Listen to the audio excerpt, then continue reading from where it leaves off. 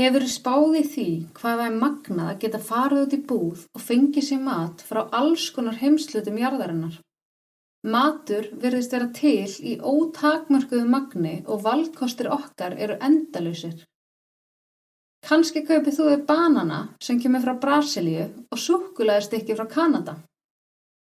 Kannski fer brauð ofan í pokann sem er merkt íslenskum framleiðanda en hvaðan kemur hveitið sem er notað í brauðið? Kínverjar eru stærstu framleiðendur hveitis í heiminum. Kemur hveitið frá þeim? Svo flækjast málin þegar vörurnar sem við kaupum hafa mörg innihaldsefni. Kannski koma innihaldsefnin í einni vöru frá 10 ólíkum löndum. Fyrir bara 10 árum síðan höfðum við ekki aðgang á svona fjölbreyttum mat. Í dag má finna nánast allt sem hugurinn girnist í verslunum landsins. En hvernig hefur þessi matur áhrif á umhverfið? Þó það líti út fyrir að endalaust framboð sé á matvælum í heiminum, er raunin ekki sú. Allur matur kemur einhvers staðar frá og jörðin þarf að geta staðið undir lifnaðarháttum okkar. Matur hefur misjafnlega mikil áhrif á loftslagsbreytingar og fer það eftir tegund matarins hversu mikil áhrifin eru. Kolefnisspor er aðferð til þess að mæla þessi áhrif og getur hjálpað okkur að sjá hversu mikil þau eru. Því stærra sem kolefnissporið er, því meiri áhrif hefur maturinn á loftslagsbreytingar. Við viljum hafa kolefnissporið sem minnst. Það þýðir ekki að við ætlum að hætta að borða eða borða minna, heldur frekar hugsa það hvað við borðum. Kolefnisspor kjöts er mjög mikið og þá sérstaklega nautakjöts og lambakjöts. Kolefnisspor grænmetis, bauna og kornvara er mun minna.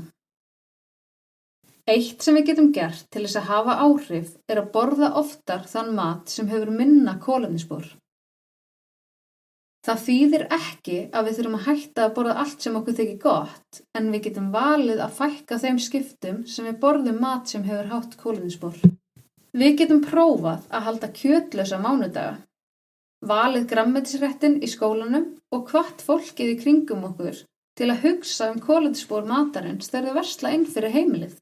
Við getum prófað okkur áfram í að elda grænmetisrétti og hvatt skólakokkinn til þess að vinna með okkur.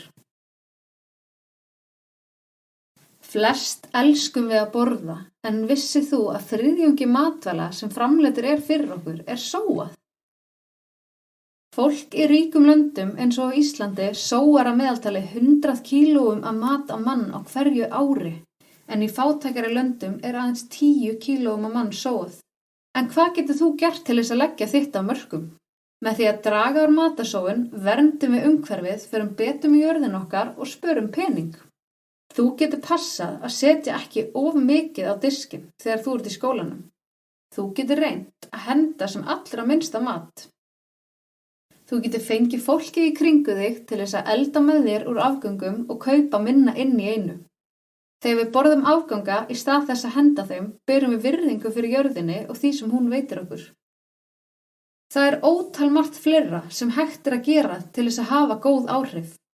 Þú getur prófað að rækta þitt eigið grænmeti. Þú getur óskað eftir því að skólinn þinn skoði matasóun og kolefnisspor matarins og setji upplýsingar það á vegg í matsal skólans. Svo getur þú skoða hvort að fólki sem framleiðir matinn fái mannsæmandi laun. Til þess að sigrast á loftslagsbreytingum þurfum við að vera meðvituð áhrif matarins á umhverfið og grípa til aðgerða í eigin lífi. Mundu að enginn getur allt, en allir geta eitthvað.